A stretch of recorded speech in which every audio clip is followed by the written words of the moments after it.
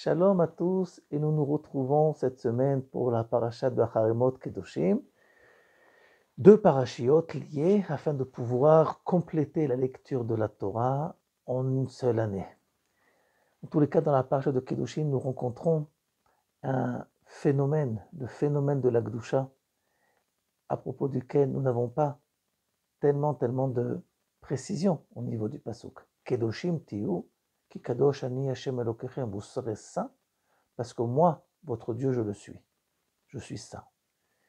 Et la question que beaucoup de commentaires vont se poser est à savoir, est-ce que la Gdusha est une ordonnance et le résultat de l'effort de l'homme, une progression, ou avons-nous affaire à un état de fait, à un décret de création de la part d'Akadosh Baruch Hu? En tous les cas, nous connaissons déjà un pasuk où la notion de Gdusha est mentionnée. Dans Sefer Shemot, le pasuk dit Vatem tiyu li mamlechet kohanim vegoy kadosh. Vous serez pour moi une nation de kohanim, de gens qui vont me servir, et goy kadosh, un peuple saint. De quoi parle-t-on? En tous les cas, ce qu'on comprend ici d'après ce pasuk, c'est que la notion de kadosh, Vatem tiyu mamlechet kohanim vegoy kadosh, la notion de Gdusha s'adresse ou se dévoile par la notion du collectif, par la présence du collectif. Un peuple n'est pas une réalité individuelle, mais bien au contraire, un vécu au niveau du collectif. Donc, on comprend que la fixation de Dieu, que la Gdusha se dévoile, cette réalité se dévoile par une nation, pas par un individu.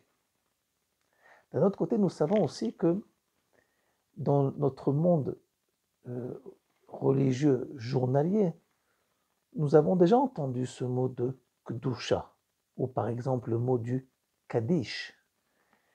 Kedusha, on sait plus ou moins que lorsque nous faisons la répétition de la Hamida, nous allons faire la Kedusha.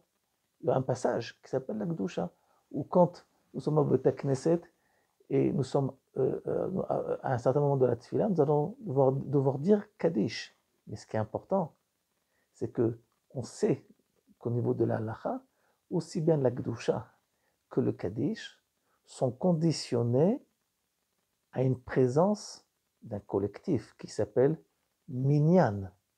S'il n'y a pas 10 personnes juives au Beit Knesset, ou au moment de la prière, on ne pourra pas dire et réciter ni la Gdusha, ni le Kaddish. Pourquoi? Parce que qu'on apprend ça du pasuk, que la notion de Gdusha a un attrait avec la nation, avec le collectif. Asiri Kodesh, c'est la raison pour laquelle on dit que le chiffre 10, qui est le complément du Minyan, Kodesh, c'est par ce chiffre que nous allons dévoiler la notion de Gdusha. Et donc nous allons pouvoir comprendre que la notion de Gdusha est un état de fait. Le simple fait qu'il y a une nation dans ce monde qui a été désignée par la volonté divine d'être celle qui va dévoiler le message divin, celle qui va enseigner ce message divin, mais pas au niveau individuel, mais au niveau d'une conduite, d'une politique collective. Nous avons affaire ici à un phare mondial où cette nation, dans sa vie géopolitique, va dévoiler par sa propre vie, par son propre comportement, une notion de morale, un comportement moral qui va dévoiler cette fameuse Gdusha.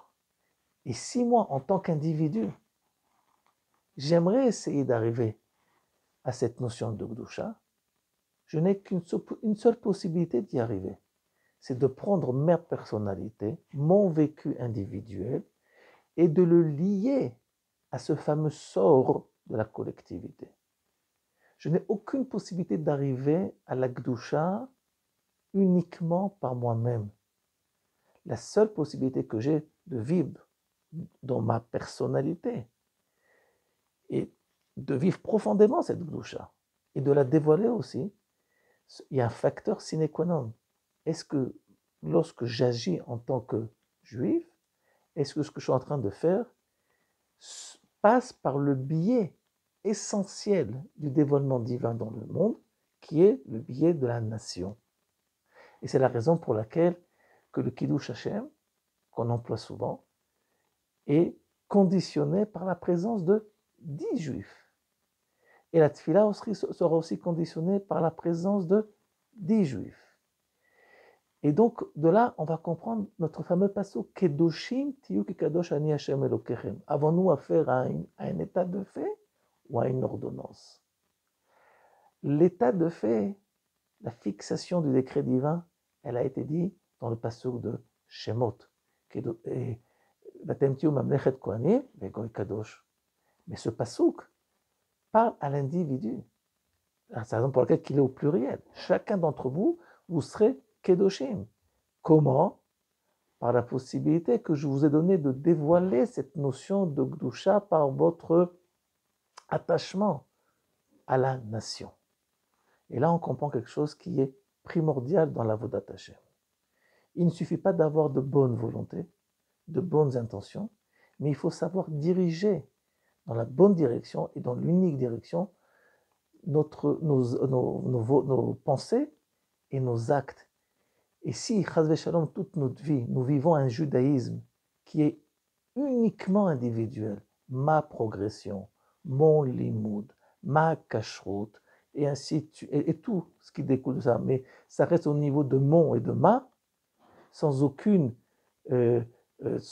rêve ou sans aucune intention de se lier à cette nation qui est en train de se reconstruire à notre époque, alors nous avons failli à notre devoir, chas v'shalom, de la Gdusha.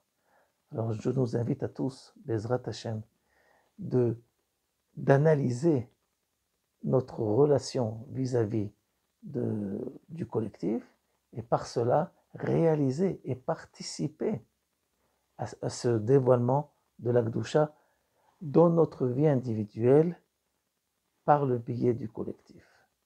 Shabbat, Shalom à nous tous.